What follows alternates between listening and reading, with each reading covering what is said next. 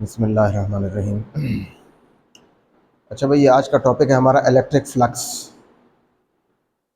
ठीक है, electric flux. तो ये इलेक्ट्रिक फ्लक्स भी एक फ़िज़िकल क्वांटिटी है। जैसे हमने इलेक्ट्रिक चार्ज पढ़ा था, that was a physical quantity, जिसकी ऐसा यूनिट हमने देखा था कूलम होती है। फिर हमने इलेक्ट्रिक फील्ड इंटेंसिटी ई, ठीक है, ये पढ़ी थी। इसकी यूनिट होती है न्यूटन पर कूलम या वोल्ट पर मीटर। तो there is another physical quantity जिसको हम कहते हैं इलेक्ट्रिक फ्लक्स। इसका सिंबल फाई या फाई ई भी हम लिखते हैं, क्योंकि बाद दफ़ा हम मैग्नेटिक फ्लक्स भी देखते हैं तो उसको हम फाई बी लिखते हैं। तो सिंपलीफाई भी लिख सकते हैं या फाई ई, इलेक्ट्रिक फ्लक्स, ये इसका सिंबल है। अच्छा, इसको हम डिफाइन ऐसे करते हैं कि the number of electric field lines passing through an area placed in an electric field. किसी इलेक्ट्रिक फील्ड में अगर हम किसी एरिया को रखें तो उस एरिया में से कितनी लाइंस पास हो रही होंगी, इलेक्ट्रिक फील्ड लाइंस। ठीक है, इससे पहले हमने देखा था electric field lines, electric field को विजुलाइज करने के लिए हम ड्रॉ करते हैं। Electric field lines electric field की डायरेक्शन को भी शो कर रही होती हैं और उसकी स्ट्रेंथ को भी शो कर रही होती हैं। जहाँ पे इलेक्ट्रिक फील्ड लाइंस क्लोज होती हैं टू ईच अदर, वहाँ पे स्ट्रॉन्ग इलेक्ट्रिक फील्ड होता है, और जहाँ पे electric field lines far apart होती हैं वहाँ पे वीक इलेक्ट्रिक फील्ड होता है। तो फ्लक्स को हम कैसे डिफाइन करते हैं? Electric flux, the number of electric field lines passing through certain area placed in an electric field. किसी एरिया में से कितनी इलेक्ट्रिक फील्ड लाइंस पास हो रही हैं अगर हम उस एरिया को इलेक्ट्रिक फील्ड में रखें, तो उसको हम कहते हैं electric flux through that area. ठीक है, तो देखें यहाँ पे फर्ज करें हमारे पास कोई एरिया है। जैसे फ़र्ज़ करें ये हम एक एरिया कंसिडर करते हैं, या ये वाला एरिया। ठीक है, तो ये एरिया कितना होगा? लेंथ मल्टीप्लाई विड्थ, ये इसका एरिया है। अब इस एरिया को हम किसी इलेक्ट्रिक फील्ड में रखें अगर, तो उसमें से कितनी लाइंस पास होंगी। ठीक है, जैसे देखें, अगर मैं इस एरिया को, ये हमारे पास एक यूनिफॉर्म इलेक्ट्रिक फील्ड है। ठीक है, we are considering a uniform electric field and suppose this is an area placed in this electric field. तो देखें, अगर हम एरिया यहाँ पे रखें तो इसमें से इस वक्त 3 लाइंस पास हो रही हैं, तो फ्लक्स कितना है? 3 लाइंस। ठीक है, तो इस एरिया में से 3 लाइंस पास हो रही हैं फिलहाल। ये जो एरिया रखा हुआ है देखें, इसमें से 2 लाइंस पास हो रही हैं। इस एरिया को देखें, ये एरिया स्मॉल है, ये एरिया ग्रेटर है, तो इसमें से 2 लाइंस पास हो रही हैं और इसमें से पास हो रही हैं 5 लाइंस। ठीक है, और ये देखें, ये एरिया इससे थोड़ा सा बड़ा है, तो इसमें से कितनी लाइंस पास हो रही हैं? 3 लाइंस, या अगर हम इसको इस तरह से रखें तो 4 लाइंस इसमें से पास हो रही हैं। ठीक है, तो इसको हम कहते हैं electric flux, the number of electric field lines passing through certain area. ठीक है, अच्छा, अब ये जो फ्लक्स है ये डिपेंड करता है, अभी फिलहाल हम ये सिचुएशन देख रहे हैं जिसमें हमारे पास एक यूनिफॉर्म इलेक्ट्रिक फील्ड है। Uniform means constant electric field, जिसका मैग्नीट्यूड भी हर पॉइंट पे सेम हो और उसकी डायरेक्शन भी सेम हो, उसको हम कहते हैं यूनिफॉर्म इलेक्ट्रिक फील्ड। तो देखिए, ये लाइंस इक्वली स्पेस्ड हैं और इनकी डायरेक्शन भी हर पॉइंट पे सेम है। तो ये एक यूनिफॉर्म इलेक्ट्रिक फील्ड है ई, और इसमें हम ये एरिया या ये एरिया, या जैसे मैंने ये एरिया रखा था, ये हम एरिया रख रहे हैं। तो हम देखते हैं फ्लक्स किन किन चीज़ों पे डिपेंड करता है। तो देखिए, एक चीज़ के flux depends directly upon the strength of the electric field. Electric field जितना स्ट्रांग होगा तो फ्लक्स उतना ज़्यादा होगा किसी गिवन एरिया में से। मिसाल के तौर पे देखें, ये एरिया है, इसको मैंने यहाँ रखा है तो इसमें से 3 लाइंस पास हो रही हैं, और इसी एरिया को अगर मैं यहाँ रखूँ, ये देखें यहाँ पे, तो इसमें से इस वक्त 1 लाइन पास हो रही है। ठीक है, तो ये स्ट्रॉन्ग इलेक्ट्रिक फील्ड है क्योंकि यहाँ पे लाइंस क्लोज है टू ईच अदर, और ये वाला इसके मुकाबले में वीक इलेक्ट्रिक फील्ड है क्योंकि यहाँ पे लाइंस फार अपार्ट है। सो यहाँ पे देखें, सेम एरिया है, यहाँ पे फ्लक्स ज़्यादा है 3 लाइंस, जबकि यहाँ पे फ्लक्स कितना है? 1 लाइन, कम हो गया। तो इसको हम कहते हैं flux depends directly upon the strength of the electric field. Electric field जितना स्ट्रांग होगा किसी गिवन एरिया में से उतना ज़्यादा फ्लक्स पास होगा, यानी उतनी ज़्यादा लाइंस पास होंगी इलेक्ट्रिक फील्ड की। ठीक है, दूसरी चीज़ जिस पे ये फ्लक्स डिपेंड करता है that is the magnitude of the area. जैसे हमने यहां भी देखा है कि देखें, अब ये गिवन इलेक्ट्रिक फील्ड है, ये स्मॉल एरिया है, इसमें से दो लाइंस पास हो रही हैं। ये एरिया इससे थोड़ा सा बड़ा है तो देखें इसमें से तीन लाइंस पास हो रही हैं, और ये एरिया इन दोनों से बड़ा है तो इसमें से पांच लाइंस पास हो रही हैं। तो देखें जैसे जैसे हम एरिया को बढ़ाते जा रहे हैं फ्लक्स ज्यादा हो रहा है, तो इसको हम कहते हैं कि flux is directly proportional to the magnitude of area. तो ये दो चीजें होंगी जिस पे फ्लक्स डिपेंड कर रहा है, strength of the electric field पे डायरेक्टली डिपेंड कर रहा है, और एरिया जो है एरिया की वैल्यू पे या एरिया के मैग्नीट्यूड पे फ्लक्स डायरेक्टली डिपेंड कर रहा है। यानी जितना एरिया ज्यादा होगा फ्लक्स भी उतना ज्यादा होगा, एरिया कम होगा तो उसमें से फ्लक्स भी कम पास होगा, यानी कम इलेक्ट्रिक फील्ड लाइंस पास होंगी उसमें से। अच्छा, फिर उसके बाद एक और चीज है जिसपे ये फ्लक्स डिपेंड करता है, उसको हम कहते हैं orientation of the area in the electric field. कि इलेक्ट्रिक फील्ड में वो एरिया रखा हुआ किस तरह से, उसकी ओरिएंटेशन क्या है। ठीक है, so flux also depends upon the orientation of the area in the electric field. देखें अभी ये एरिया है हमारे पास, ये वाला एरिया, तो अगर मैं इसको यहाँ पे ऐसे रखूँ तो इसमें से तीन लाइंस पास हो रही हैं। अगर इसी को मैं थोड़ा सा टिल्ट कर दूं इस तरह से, तो देखें इस वक्त कितनी लाइंस पास हो रही हैं, इसमें से दो लाइंस पास हो रही हैं। हालांकि एरिया तो चेंज नहीं हुआ, इलेक्ट्रिक फील्ड भी चेंज नहीं हुआ, इलेक्ट्रिक फील्ड भी वही है, एरिया भी वही है, लेकिन अभी तीन लाइंस पास हो रही हैं। और अगर मैं इसको ऐसे घुमा दूं, यहाँ पे इसकी ओरिएंटेशन चेंज कर दूं तो ये दो लाइंस हो गई, और ज्यादा चेंज करूं तो ये देखें एक लाइन पास हो रही है इसमें से, और इस वक्त इसमें से कोई लाइन पास नहीं हो रही, फ्लक्स जीरो हो गया। हालांकि इलेक्ट्रिक फील्ड भी चेंज नहीं हुआ, एरिया भी चेंज नहीं हुआ, लेकिन फ्लक्स चेंज हो गया क्योंकि हमने ओरिएंटेशन चेंज किया एरिया की। ठीक है, तो इसको हम कहते हैं flux also depends upon the orientation of the area in the electric field. ठीक है, कि इलेक्ट्रिक फील्ड के अंदर एरिया की ओरिएंटेशन किस तरह से है, वो एरिया इस तरह से रखा हुआ है, किसी एंगल पे रखा हुआ है, या उसकी ओरिएंटेशन क्या है इन द इलेक्ट्रिक फील्ड। जैसे इस ओरिएंटेशन पे देखें फ्लक्स जीरो है, और अगर मैं इसको यहाँ पे लाऊं तो देखें दो लाइंस हो गई, तीन लाइंस हो गई, फिर अगर मैं इसको दोबारा ऐसे ले जाऊं तो ये देखें फिर कम होना शुरू हो जाएगा, और यहाँ पे फिर से जीरो हो जाएगा। तो इसको हम कहते हैं orientation of the area in the electric field. Now इस ओरिएंटेशन को कंसिडर करने के लिए हम यहाँ पे एरिया को कंसिडर करते हैं एज अ वेक्टर क्वांटिटी। ठीक है, उसको हम कहते हैं एरिया वेक्टर। ठीक है, इलेक्ट्रिक फील्ड तो वेक्टर क्वांटिटी है, पहले से ऑलरेडी हमें पता है कि electric field is a vector quantity. Area को भी हम बाद दफा वेक्टर क्वांटिटी के तौर पे लेते हैं, जैसा कि आप पहले भी पढ़ चुके हैं कि हमने फर्स्ट ईयर में पढ़े थे कुछ स्पेशल यूनिट वेक्टर्स, जिनमें से आई जे के थे, और एक था पोजीशन वेक्टर, और एक था नॉर्मल वेक्टर। नॉर्मल वेक्टर हमने कहा था कि एक ऐसा यूनिट वेक्टर होता है जो किसी सरफेस पे नॉर्मल डायरेक्शन में होता है, परपेंडिकुलरली आउटवर्ड डायरेक्शन में होता है। ये सरफेस है तो ये इसका नॉर्मल वेक्टर ये था। तो यहाँ पे जब हम एरिया को as a vector quantity define करते हैं, तो उसमें हम उस एरिया वेक्टर को हम एक ऐसा वेक्टर लेते हैं जिसका मैग्नीट्यूड, वेक्टर में देखें दो चीजें होती हैं, मैग्नीट्यूड एंड डायरेक्शन।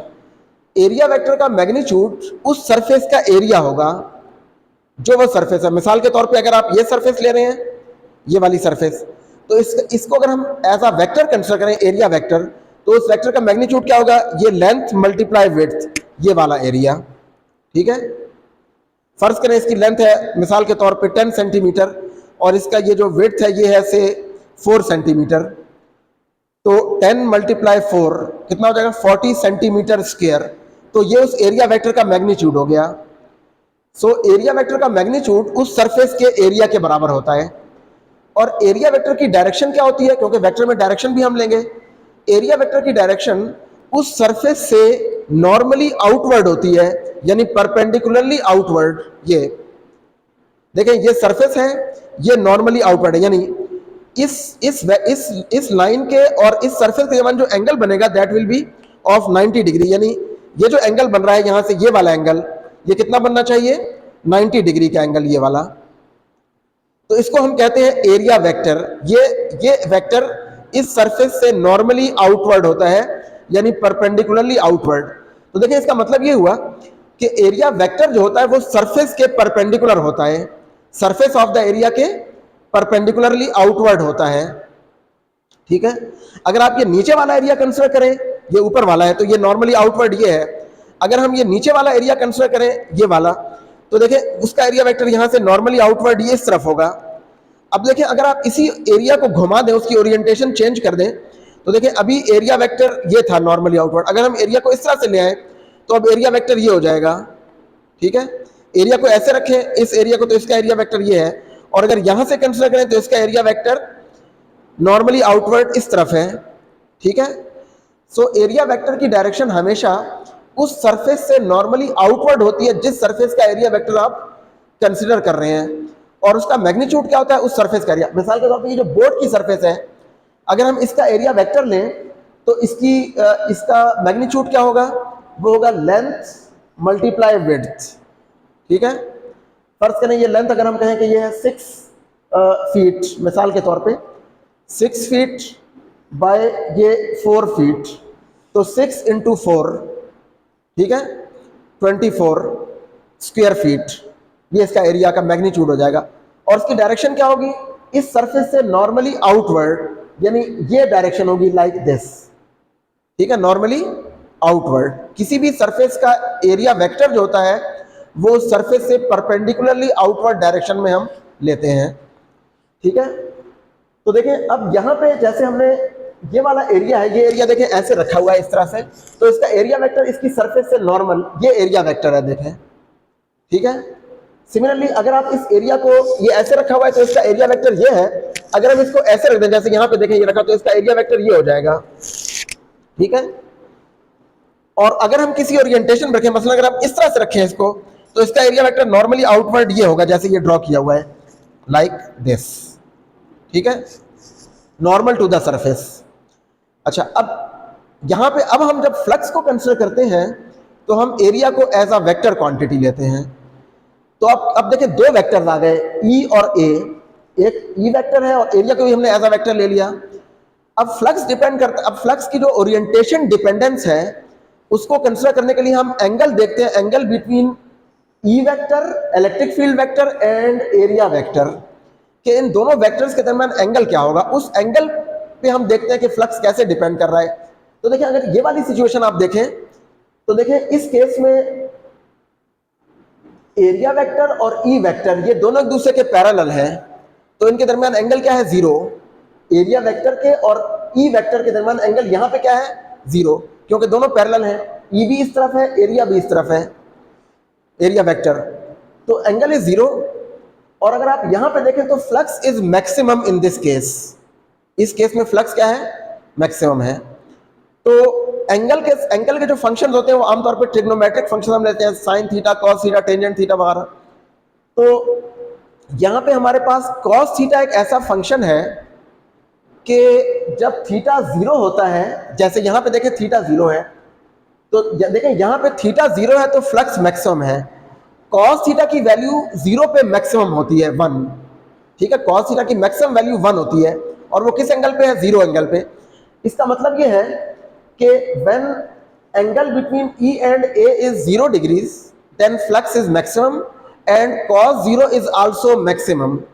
ठीक है, दूसरी चीज तो देखें यहां पे कॉस थीटा और फ्लक्स का जो एंगल बिटवीन ई एंड ए का जो एंगल है थीटा, उनकी वैल्यूज एक तरह की आ रही है कि 0 पे कॉस भी मैक्सिमम है, और जब ई और ए के दरमियान एंगल 0 है तो फ्लक्स भी मैक्सिमम है।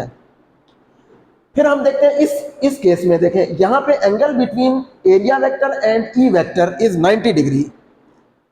ठीक है, एरिया वेक्टर ऊपर की तरफ है और ई इस तरफ है, तो देखें ये एंगल कितना बन रहा है, 90 डिग्रीज। और यहां पे फ्लक्स कितना है, 0। ये वाली सिचुएशन है, देखें इसमें कोई लाइन इस एरिया में से पास नहीं हो रही, तो फ्लक्स इज 0। तो एंगल कितना है इस वक्त, ए और ई के दरमियान एंगल कितना है, 90 डिग्रीज। तो देखिए 90 डिग्रीज पे फ्लक्स 0 है, और 90 डिग्री पे कॉस की वैल्यू भी 0 होती है, कॉस 90 इज 0। तो इसका मतलब ये मैंने यहाँ पे लिखा भी है कि देखिए when angle is 0 between E and A, flux is maximum and cos theta is also maximum at 0 degrees. Maximum value कितनी होती है, कॉस की 1, तो कॉस ऑफ 0 1 होता है, यानी मैक्सिमम वैल्यू इसकी होती है। और कॉस ऑफ 90 क्या होता है, वो 0 होता है। तो देखिए 90 डिग्री पे फ्लक्स भी 0 है और कॉस थीटा भी 0 है एट 90 डिग्री। इसका मतलब ये हुआ कि फ्लक्स उसी तरह से एंगल पे डिपेंड कर रहा है जिस तरह से कॉस की वैल्यू डिपेंड कर रही है। और बिटवीन 0 एंड 90, ये 0 एंगल है और ये 90, ये बिटवीन है कोई सा एंगल थीटा 0 और 90 के दरमियान। तो देखिए फ्लक्स मैक्सिमम से कम होगा और मिनिमम यानी 0 से ज़्यादा होगा। जैसे मैंने अभी ये एरिया रखा था, तो देखिए अगर ये एरिया मैं यहाँ पे रखूँ इस तरह से, तो इस वक्त एंगल कितना है एरिया वेक्टर और ई के दरमियान 0, तो फ्लक्स मैक्सिमम है 3 लाइन। और इस वक्त कितना है फ्लक्स 0 है और एंगल कितना है 90। और इन बिटवीन 0 एंड 90 कोई एंगल अगर आप ले लें, जैसे मिसाल के तौर पे ये एंगल हम ले लिया है, तो देखिए इस वक्त इसमें से फ्लक्स कितना है 0 से ज्यादा है और मैक्सिमम से कम है। यानी इस वक्त 2 लाइंस हैं, पहले 3 थी और इस वक्त 1 लाइन है। तो इन बिटवीन 0 एंड 90 फ्लक्स जो है वो मैक्सिमम से कम होगा और 0 से ज्यादा होगा, जैसा कि कॉस की वैल्यू भी इसी तरह होती है। तो इस चीज को हम अब मैथमेटिकली ऐसे एक्सप्रेस करते हैं कि flux is directly proportional to cos of theta, where theta is the angle between E vector and area vector. अब यहाँ पे वेक्टर एरिया है, एरिया वेक्टर, ये थीटा जो है ई वेक्टर और एरिया वेक्टर के दरमियान एंगल है। देखिए यहाँ पे एंगल 0 है, यहाँ पे ये एंगल 90 है, ठीक है। तो इसको देखें, आपने एरिया का एंगल नहीं लेना बल्कि एरिया वेक्टर का एंगल लेना है। अगर आप यहाँ पे देखें तो देखें ये एरिया वेक्टर ई के पैरेलल है, लेकिन एरिया जो है वो ई के परपेंडिकुलर है। सरफेस जो है वो ई के परपेंडिकुलर है, लेकिन वेक्टर क्योंकि सरफेस के परपेंडिकुलर होता है तो vector area is parallel to E vector, ठीक है। समझ आ गई इसकी? तो अब हम यहाँ पे एरिया वेक्टर हमने कंसिडर किया है और ये थीटा जो है एरिया वेक्टर और ई वेक्टर के दरमियान एंगल है। तो अब हम इन तीनों को और कंबाइन करें, phi is proportional to E, it is proportional to A and it is proportional to cos of theta. तो तीनों कंबाइन करके हम लिख सकते हैं phi is proportional to E A cos theta and it is equal to E A cos theta, constant is taken as 1। यहाँ पे हम कांस्टेंट को 1 ले रहे हैं, तो हमारे पास ये आ जाएगा ई ए कॉस थीटा। अच्छा, फिर इसी को हम थोड़ा सा चेंज करके स्केलर प्रोडक्ट या डॉट प्रोडक्ट की फॉर्म में लिखते हैं। देखिए हम ऑलरेडी ये पढ़ चुके हैं कि अगर हमारे पास 2 वेक्टर हो ए और बी, तो उन 2 वेक्टर्स का जो डॉट प्रोडक्ट होता है ए डॉट बी, वो क्या होता है, वो होता है A B cos of theta, where theta is angle between A and B. इन दोनों वेक्टर्स के दरमियान एंगल थीटा है, तो ये आ जाएगा A dot B is equal to A B cos theta, ठीक है। तो अगर A B cos theta A dot B के बराबर है तो ई ए कॉस थीटा किसके बराबर हो जाएगा, ई डॉट ए, ठीक है। E A cos theta can be written as E dot A, where E and A are the 2 vectors. और ये फ्लक्स जो है ये इन दोनों वेक्टर्स का डॉट प्रोडक्ट है या स्केलर प्रोडक्ट है। इसी क्वेश्चन को आप ओपन कर ले तो ये इस तरह से आप लिख सकते हैं E dot A, this is further equal to E A cos theta, ऐसे भी लिख सकते हैं। फर्क क्या है कि यहाँ पे ये ई और ए वेक्टर्स हैं, जबकि यहाँ पे ये उन वेक्टर्स का मैग्नीट्यूड है और ये थीटा उन वेक्टर्स के दरमियान एंगल है। जैसे ये देखें, ई की डायरेक्शन ये है और एरिया की ये है, तो ये एंगल थीटा है between E vector and area vector, ठीक हो गया। सो फ्लक्स जनरली हम उसको लिखते हैं E dot A, dot product of E and area vector, electric field vector and area vector, या आप इसको इस तरह भी लिख सकते हैं ई ए कॉस थीटा, ठीक हो गया। अच्छा, अब देखें यहाँ पे फ्लक्स की जो ऐसा यूनिट है, इसी क्वेश्चन से हम देखें तो ये ई और ए का प्रोडक्ट है। यहाँ पे भी देखें क्योंकि कॉस थीटा की कोई यूनिट नहीं होती, ये डायमेंशन लेस होता है, तो ई की यूनिट होती है न्यूटन पर कूलम और ए की होती है मीटर स्क्वायर।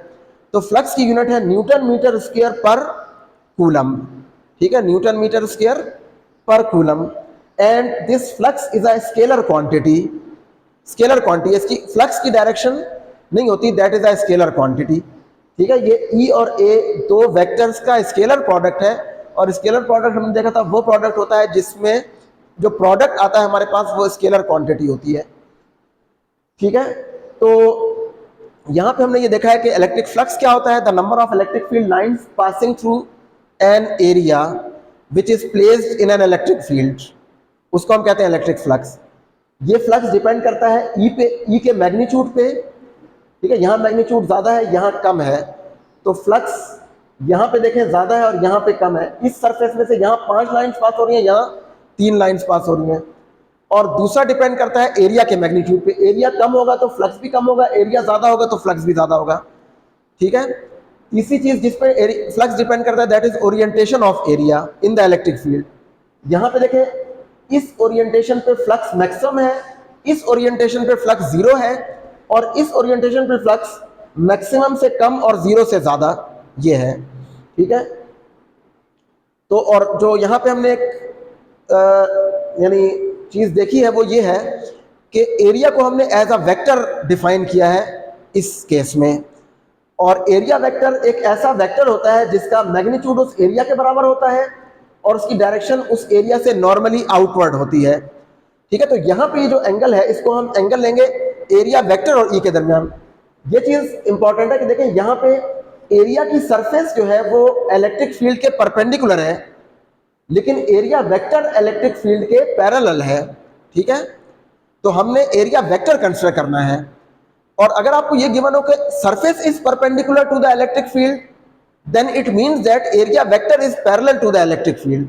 ये देखिए ये सरफेस इलेक्ट्रिक फील्ड के परपेंडिकुलर है, लेकिन इस सरफेस का एरिया वेक्टर ये इलेक्ट्रिक फील्ड के पैरेलल है।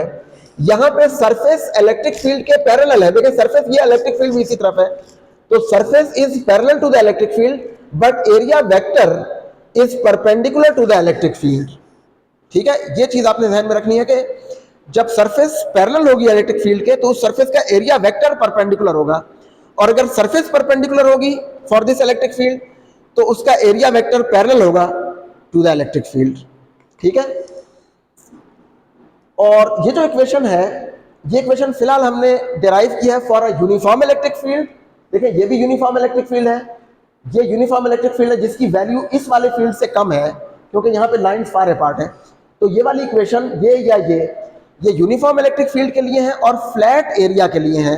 फ्लैट एरिया जैसे देखें ये फ्लैट एरिया है, या इस बोर्ड की सरफेस ये भी फ्लैट एरिया है, इस दीवार की surface that is also a flat area. अगर कर्व्ड एरिया हो तो उसके लिए फिर हम एक अलग से टेक्निक यूज करते हैं, उसमें हम ये इक्वेशन डायरेक्टली यूज नहीं करते। उसके लिए हम क्या करते हैं, उस कर्व्ड सरफेस के स्मॉल सेगमेंट्स या स्मॉल पैचेस बना के उनमें से अलग अलग हर पैच के लिए ये वाला रिलेशन यूज करते हैं। ठीक है, बट फिलहाल हमने देखा कि ये जो इक्वेशन है ये फ्लैट सरफेस और यूनिफॉर्म इलेक्ट्रिक फील्ड के लिए वैलिड है to find the electric field. ठीक है, समझ आ गई इसकी।